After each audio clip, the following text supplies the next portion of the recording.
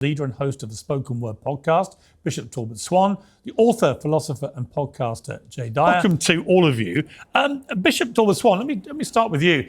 There's clearly a big move by a lot of Catholics to restore the church back as they see it, and Steve Bannon articulated this very well, I thought, back to a more traditional Catholic church. What do you say to that? Well, Piers, I think that the death of Pope Francis, it leaves a void, not just in the Catholic Church, but I think in the global fight for justice, compassion, and human dignity. He basically stood as a living rebuke to this rising tide of Christian nationalism and right-wing populism that has infected communities across America and I think even across the world. And while many Christian leaders bowed to politics and political expediency, I think Pope Francis chose the narrow path of principle over popularity. And I think when we talk about traditional Christianity, I think in many respects, those on the right don't even really subscribe to what is traditional Christianity. When we talk about the gospel commanding love and not exclusion, Jesus taught that the greatest commandment was to love God, love your neighbor, and to love your neighbor as yourself, not to exclude folks, not to deport people, not to choose people based upon their ethnicity or their nationality. So neighborly love and inclusivity is really the Christian doctrine, and I think that the right-wing Christianity and Christian nationalism has strayed far away from that. So I'm not sure what they want to bring it back to, but I think Pope Francis was steering it in the right direction. Okay, Jay Dyer, I can see you pulling some faces there. You clearly don't agree. So why? Well, first of all, I don't know if he's a Catholic bishop, a Methodist bishop, what kind of bishop this person is, but the Catholic Church used to teach that it's the duty of Christianity to set boundaries. It's not, number one, inclusivity. That's a modern term that's been added. Jesus himself set boundaries. Jesus himself said that if you love me, you keep my commandments. And that includes the teachings of the church. So this idea that Christianity is just this open, feel-good, kumbaya thing is completely made up. It's completely liberation theology. And that's why people like this guy love Pope Francis. Proves Bannon's point that Francis was a liberation theologian. Not liberation theology. It literally is. It's identical to liberation theology. What you said is word for word liberation theology. Yes, it is. Pedagogy of the press. Exclusion and demonization of people is not what Jesus taught. He taught to welcome. What did he say about the Pharisees? But my point would be on this, Bishop Talbot. Well, hang on. My point would be this. I don't remember when Barack Obama was deporting 3 million people from the United States when he was president. I don't remember the Pope whacking him. It did seem to me that Pope Francis, who I personally had a lot of time for and respected hugely, but when he went out of his way to attack Trump, I did think that was deviating out of a norm. Why should Trump be attacked for his immigration policies when Obama, a Democrat president, had deported millions of people? Well, I think the major difference is Trump ran his campaign on the promise of mass deporting individuals. But what's the difference? I mean, one promised to do it and then didn't do it quite as much as his predecessor. Obama deported way more people than Trump ever did in his first term. Way more. Well, and there were many, and particularly those of us from the liberation theological perspective, who condemned Obama for those deportations. But the Pope did. The popes of the day. I thought you weren't a liberation theologian. I thought you weren't. Now you are. I didn't say I wasn't. I said what you were saying was not liberation theology. Okay, let me bring in Roger Stone. Well, Roger, let me just start by reading something you posted on X the day after the Pope died. Francis essentially gave the Chinese Communist Party veto power over who the bishops of the Catholic Church could be in China. Because God's judgment is perfect, Pope Francis burns in hell for his accommodation with evil. Did you really mean that, Roger Stone? Well, it may have been a bit extreme, but here is the point. When I grew up, and I'm relatively new in my faith walk. I was baptized a Catholic, but I have also only more recently been redeemed in the blood of the cross. But let me say this: when I grew up under the Catholic Church of Fulton Sheen, the Catholic Church was a bulwark against anti-communism, or against communism, against authoritarianism, whether it was in China or whether it was in Russia or whether it was in Poland. So yes, I find the accommodation with the Chinese Communist Party, which is one of the most brutal, vicious regimes on the face of the earth. This is a place where those who practice Falun Gong are arrested and their organs are harvested. I find accommodation with evil to be evil itself. The Pope's embrace of Marxism, his acceptance of a crucifix from the leader of, I think it was Bolivia, that was adorned with a hammer and sickle. That is not the Catholic Church of Pope John II that I prefer. Bishop Talbot Swan, what's your response to that? Well, I think he would be accurate if that's the case, because I believe wholeheartedly what the late James Cone said, that any authentic theology must affirm that God is on the side of the oppressed. In many respects, Francis's papacy defended, the marginalized, the poor, the disabled, the planet itself, and his critiques to many of us who followed him were not political, but they were profoundly theological. Obviously, there were some inconsistencies in his in the actions around his theological perspective. Yeah, Jay Dyer, you've been very critical of Pope Francis. Said the next pope needs to stop bending the knee to wokeness, to ecumenism, to ultimately a one world religion in particular. It did seem that whatever side of the Pope Francis debate you sat, everyone accepted he was a pretty liberal pope by the standards of modern popes.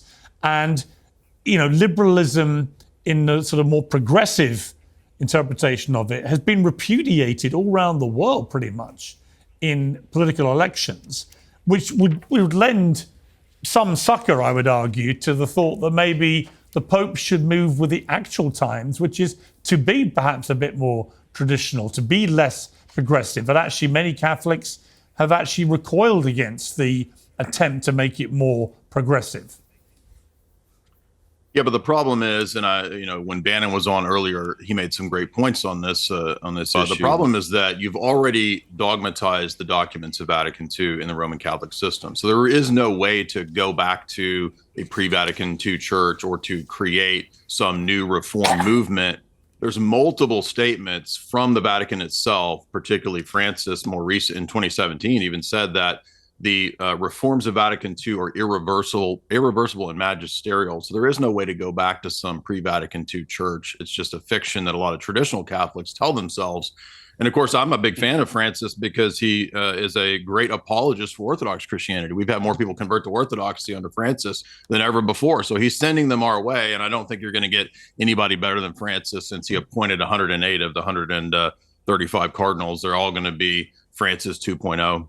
Alberto Coutier, there's obviously a huge battle going to rage over who the next pope should be.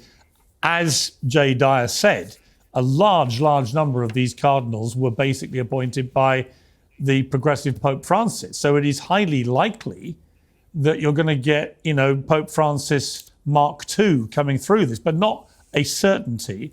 Steve Bannon talked about Cardinal Robert Sarah from Guinea, who said that mass migration is destroying the West, argued that Islam will replace it. He would also, if he won, would be the first black pope. For many on the conservative side, or more traditionalist side of Catholicism, he would be a good option. But is there any chance that someone like him actually wins?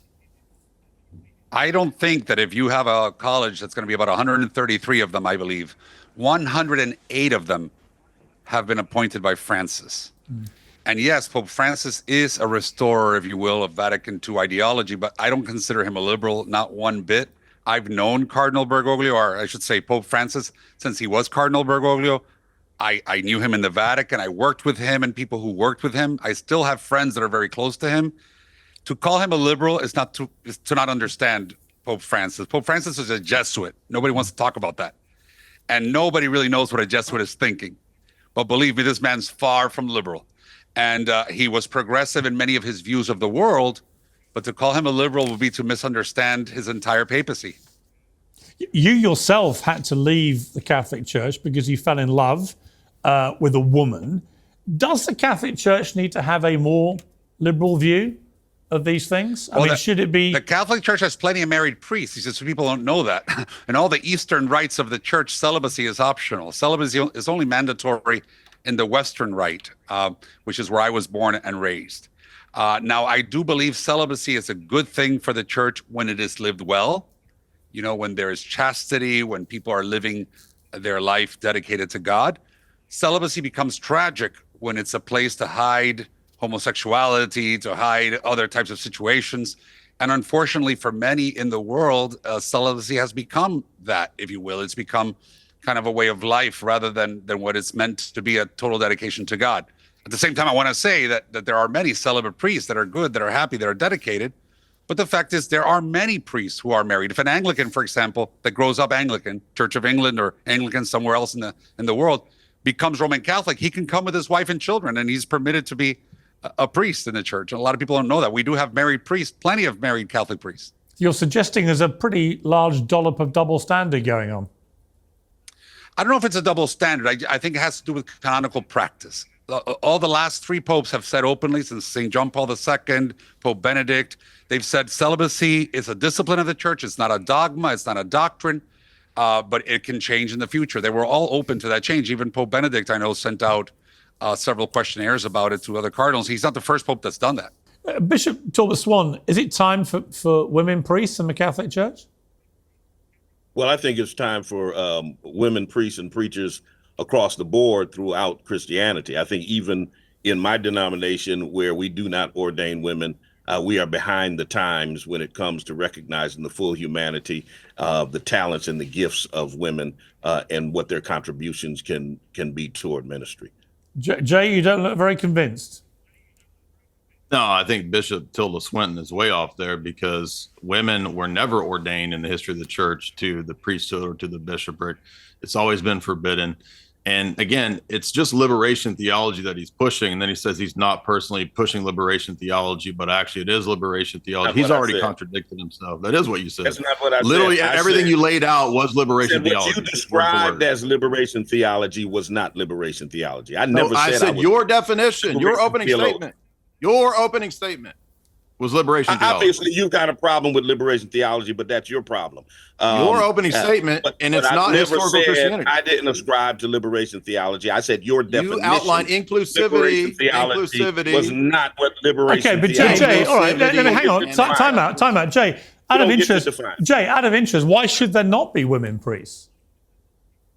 Well, it's not what Christ laid down. Christ laid down the tradition of the Church to only have a male priesthood and to only have women being in a certain role. It's not that women can't be involved in the Church. And you notice his fallacy there. He said that it means that he said women are not fully human. And if you don't believe in them being in the priesthood, it has nothing to do with their humanity. It has to do with roles. And women are not made for every role. They're not made to be in men's sports, for example, right? It's the same logic that this guy has in terms of his liberation theology. My name is Bishop Talbot Swan. My name is not this guy. You've been dealing with me in a very disrespectful Bishop Tilda Swinton, excuse me. Bishop Tilda Swinton, excuse me. Talbot Swan. Well, let's try and keep things respectful. Roger Stone, should there be women priests? I think not. I don't think that that's what the Bible says. I don't think that's what God had in mind. The other problem I have here, Piers, is the fact that Cardinal Francis brought back Cardinal McCarrick, who we know was a vicious pedophile, appointed him as a special counselor. I think this sends a terrible sign.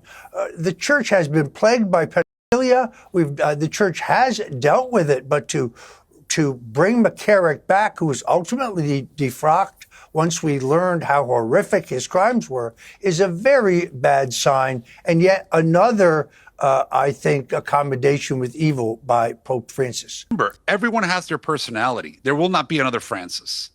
And who knows what the next person will bring. Maybe the person will bring more unity among conservatives and liberals.